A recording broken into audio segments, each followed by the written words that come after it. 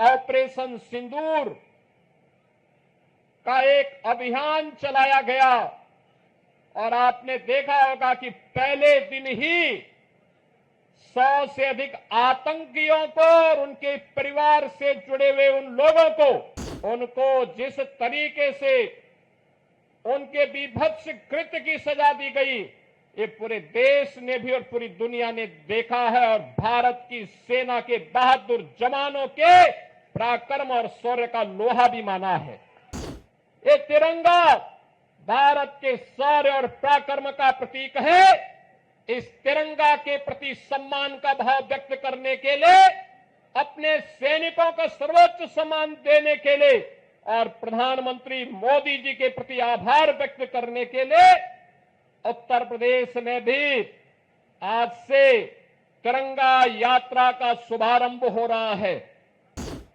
जब किसी प्रकार का कोई ऐसे नौबत आए जो राष्ट्रीय संकट के लिए कहीं कोई स्पेस दे रहा हो, उस समय हमारा धैर्य और हमारी एकता हमारी सबसे बड़ी पूंजी होती है। पाकिस्तान एक विफल राष्ट्र है।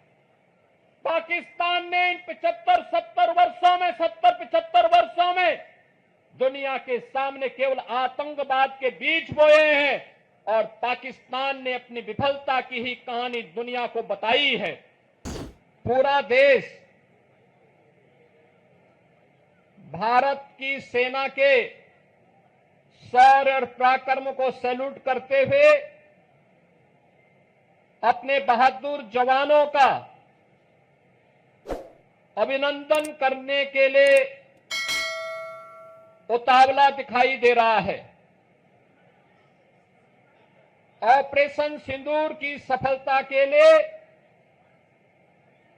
हम सब प्रदेशवासियों की ओर से देश के यशस्वी प्रधानमंत्री जी का हृदय से अभिनंदन करते हैं। बहनों और भाइयों, 22 अप्रैल जम्मू कश्मीर के पहलगांव में पर्यटकों के साथ जिस प्रकार की बीभत्स और बर्बर घटना को पाकिस्तान परस्त आतंकवादियों ने अंजाम दिया था, पूरा देश और पूरी दुनिया ने उसकी निंदा की थी।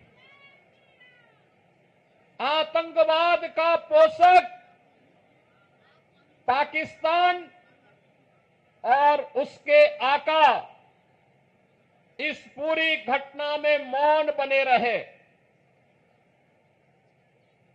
स्वाभाविक रूप से भारत के आन मान शान की रक्षा करने के लिए प्रतिबद्ध हमारी सरकार ने जब ये सारे के सारे प्रमाण देने के बाद भी पाकिस्तान अपनी हरकतों से बाज नहीं आया,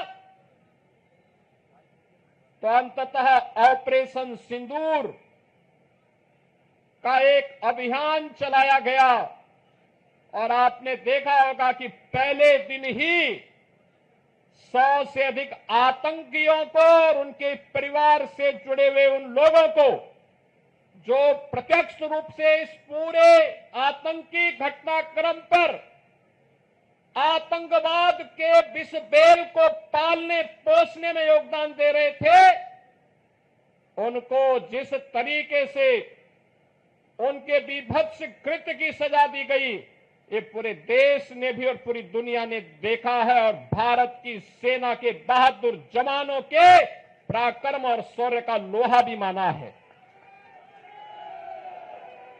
पाकिस्तान के द्वारा की गई हिमाकत को जिस मजबूती के साथ भारत के बहादुर जवानों ने, चाहे वो वायुसेना रही हो, थल सेना रही हो या नौसेना रही हो, इन सभी जवानों ने जिस मजबूती के साथ उसका जवाब दिया, दुनिया को संदेश भी दिया कि हम छेड़ेंगे नहीं, लेकिन कोई छेड़ेगा तो फिर उसको छोड़ेंगे भी नहीं।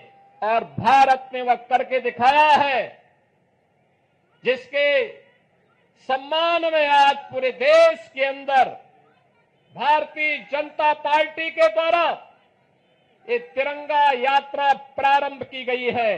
ये तिरंगा भारत के आन मान और शान का प्रतीक है। ये तिरंगा भारत के शौर्य और पराक्रम का प्रतीक है। इस तिरंगा के प्रति सम्मान का भाव व्यक्त करने के लिए, अपने सैनिकों को सर्वोच्च सम्मान देने के लिए और प्रधानमंत्री मोदी जी के प्रति आभार व्यक्त करने के लिए उत्तर प्रदेश में भी आज से तिरंगा यात्रा का शुभारंभ हो रहा है। मैं अभिनंदन करूंगा आप सभी का कि इतनी सुबह भीषण गर्मी के बावजूद आप सब उत्साह के साथ इस कार्यक्रम में भागीदार बनने के लिए आए हैं। आपकी उपस्थिति भारत के सेना के प्रतीक, भारत के प्रतीकों के प्रति सम्मान के अभिव्यक्ति का एक सुंदर उदाहरण है। और यही धैर्य और यही समर्पण का भाव भारत के नागरिकों ने ऑपरेशन सिंदूर के तहत उत्साहित करते हुए देश के सरकार के प्रति और सैनिकों के प्रति यही भाव उस दौरान भी व्यक्त किया। बहन और भाइयों, प्रधानमंत्री मोदी जी का पहले दिन से ही संकल्प रहा है, वह संकल्प रहा है कि हम सब अब जब नए और विकसित भारत की बात करते हैं तो हमारा ध्येय होना चाहिए कि विकसित भारत की परिकल्पना को साकार करने के लिए आवश्यक है कि हम राष्ट्र प्रथम के भाव के साथ कार्य करें।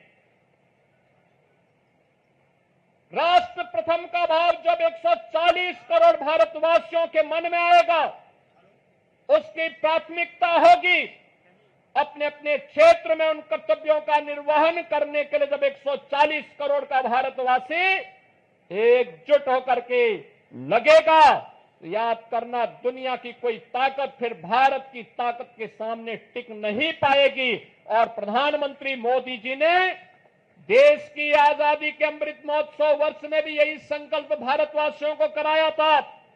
और आज उसी संकल्प को दोहराने के लिए हम इस संकल्प यात्री तिरंगा यात्रा में सभी शामिल हो रहे हैं।